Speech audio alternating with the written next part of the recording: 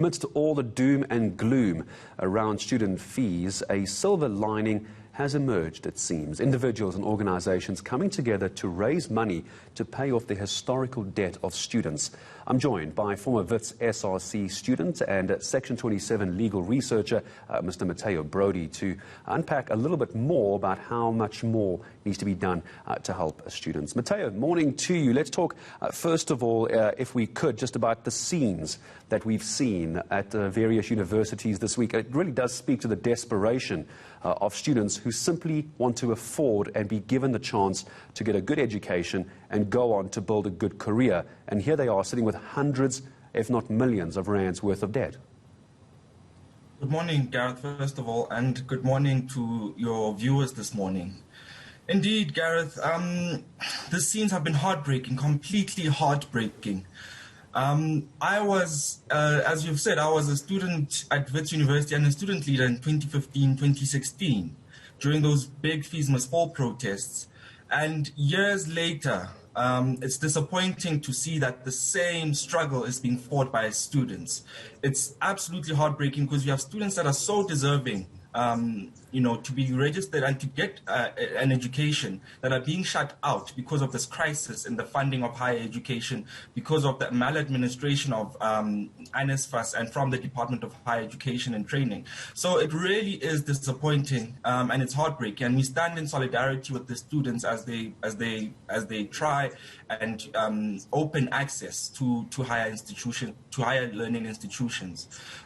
So we are in solidarity with them, and we sympathize with the struggle that they're fighting. Obviously, you and I can sit for hours. Motheo, we've spoken many times on this, and you've also been on many platforms talking about the maladministration of higher education finances. If we have time, hopefully we can come back to this, but I want to talk about the solution, really, that is coming out of our conversation. There's individuals, organizations who've just taken it upon themselves to go, you know what, I'm going to pick up the tab for some of this historical debt. Some of this debt, I mean, I've seen students on Twitter talking about some of the money that they're owing for student loans. It's going to take some of these youngsters a decade to try and pay back some of this money.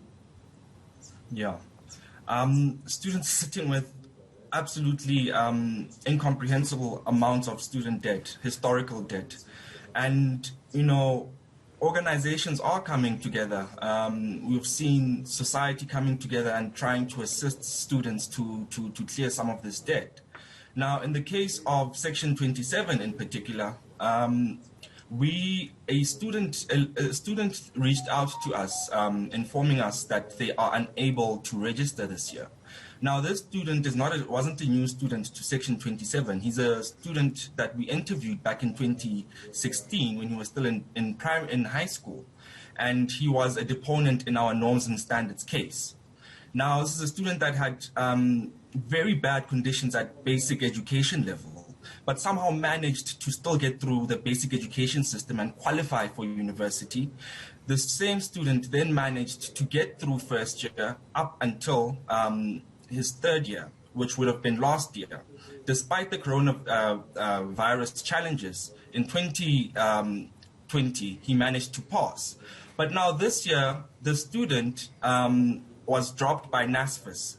He had 107,000 outstanding, which NSFAS hadn't paid for, but he had been a NSFAS student all along and had received great marks. So this was a student that reached out to us, and we really tried to assist. We tried to reach out to the Department of Higher Education and Training, NSFAS, the university, and there was really no response coming through. And so what the student decided to do was that he was going to have to embark on a fundraising campaign.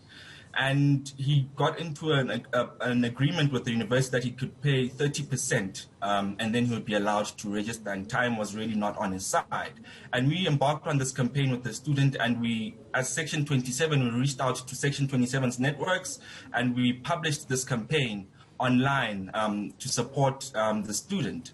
And on Thursday, this past Thursday, we got the brilliant news that through this campaign that we were pushing together with the student managed to hit the 30,000 target and was eventually allowed to register by the university. Motheo, I need to come in here. I'll tell you why I need to come in here. I don't want to lose you and not have a chance to ask this question.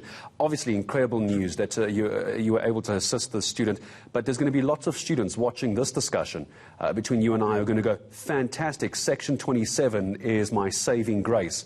But it's not as easy as that. In the last, let's make it the last minute I have with you, how able are you to assist other students who find themselves in the situation? Because there's going to be a flood of requests to you and Section 27 now. How are you going to manage that last minute to you? Sure. Really, I think, this issue is a structural issue. And it's not one that we can solve as Section 27. There are many thousands of students that are struggling and aren't being allowed to register. And hence we've seen the protest, because this really is a situation that needs structural change. We need to see better, a restructured student financing model.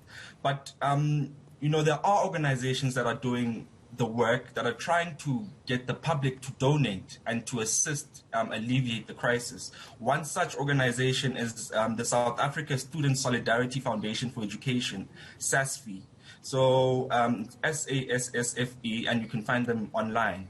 And we really call out to members of the public to continue making donations so that we can help out where we can, and we can save careers and assist students clear their historical debt and register. But like I've said, really this issue is a systemic one. It's a structural one that needs real change from a policy level, at a governmental level, to solve this crisis. But really what we should be doing as members of society is trying to assist, especially those of us that are able to assist where we can. And SASFE is one such organization that people can make contributions to.